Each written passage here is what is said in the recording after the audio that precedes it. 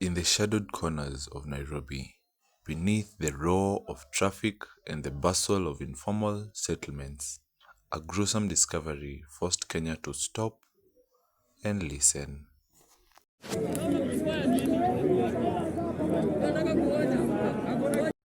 July 2024, Mukuru kwa Njenga, Embakasi South constituency, a stone throw away from Kware police station.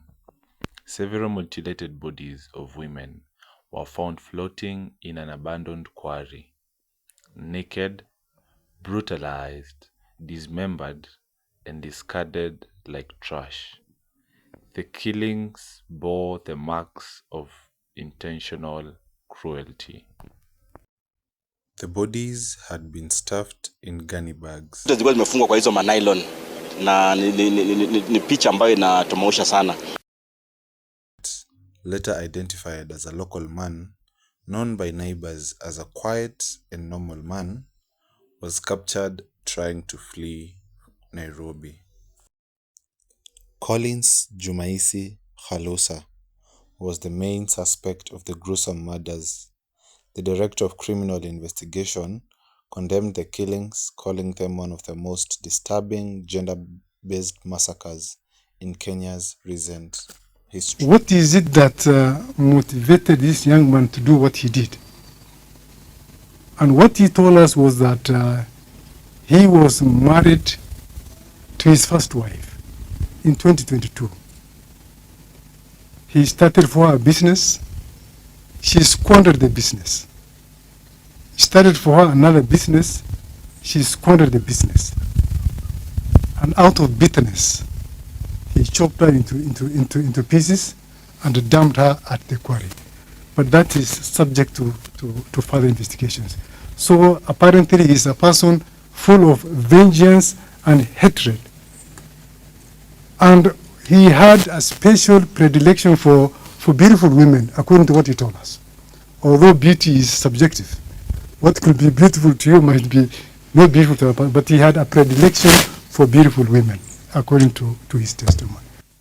It is crystallizing that we are dealing with a serial killer, a psychopathic serial killer who has no respect for human life. A psychopathic serial killer who has no respect and dignity for the deceased persons. In our interrogation, and very sad indeed, he confessed to us that with some of the victims, he was able to have carnal knowledge with some of the victims. A very, very sad state of affairs. As we were apprehending him last night, or even this morning, he was in the process of luring another victim by the name Susan. We are yet to identify. I'm sure as we progress with investigations, we should be able to get hold of Susan so that she will be able to give us her side of the story. Otherwise, we are dealing with a vampire, a psychopath.